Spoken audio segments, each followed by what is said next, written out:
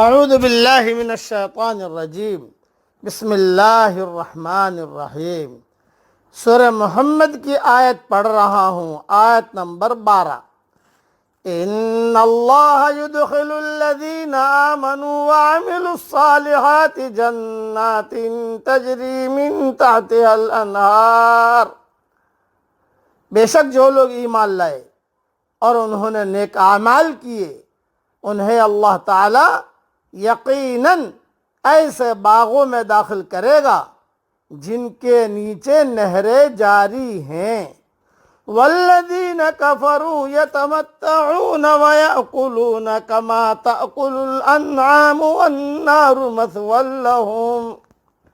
اور جو لوگ کافر ہوئے، جو بے ایمان ہوئے، وہ دنیا ہی کا فائدہ اٹھا رہے ہیں اور مثل چوپایوں کے اور جانوروں کے کھا رہے ہیں، ان کا اصل ٹھکانہ جہنم ہے۔ تھوڑی تشریح سن لیجئے۔ جس طرح جانوروں کو پیٹ اور جنسی تقاضے پورا کرنے کے علاوہ اور کوئی کام نہیں ہوتا، یہی حال گنہگاروں کا اور بے ایمانوں کا ہوتا ہے۔ ان کا مقصد زندگی بھی کھانے پینے کے علاوہ کچھ نہیں، آخرت سے وہ بالکل غافل ہیں۔ اس سے ضمناً کھڑے کھڑے کھانے کی ممانعت کا بھی اس بات ہوتا ہے، جس کا آج کل دعوتوں میں عام رواج ہے، کیونکہ اس میں بھی جانوروں سے مشابہت ہے، جسے بھی ایمانوں کا شیوا بتلایا گیا ہے۔ احادیث میں، صحیح احادیث میں کھڑے کھڑے پانی پینے سے بھی نہایت سختی سے منع کیا گیا ہے، جس سے کھڑے کھڑے کھانے کی ممانعت بطریق اولا ثابت ہوتی ہے۔ اس لیے جانوروں کی طرح کھڑے ہو کر کھانے سے اجتناب کرنا نہایت ضروری ہے۔ مزید تفصیل دیکھنی ہو تو میری ریاض التفسیر میں انشاءاللہ دیکھ لینا، اور زاد المعاد میں بھی دیکھ لینا۔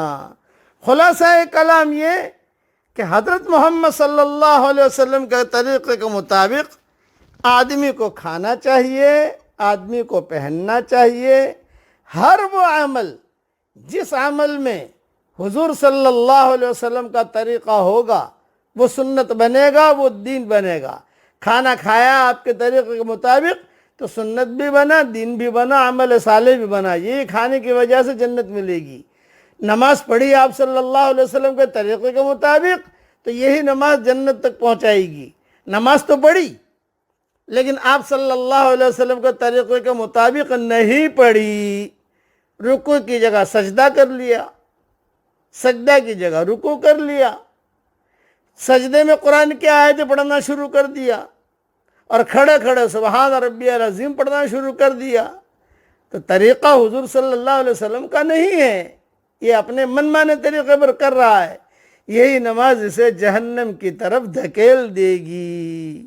ظاہر میں نماز ہے لیکن باطن کے اندر اس میں طریقہ حضرت محمد صلی اللہ علیہ وسلم کا نہیں ہے۔ اس لیے اصول یاد رکھنا، عمل صالح کسے کہتے ہیں؟ ایک سوال پیدا ہوتا ہے کہ عمل صالح کسے کہتے ہیں؟ ہر وہ عمل جو سنت کے مطابق ہو وہ عمل صالح ہے۔ بس اللہ تعالی ہمیں سنت کے مطابق زندگی گزارنے کی توفیق عطا فرمائے، آمین۔ وآخر دعوانا ان الحمد للہ رب العالمین۔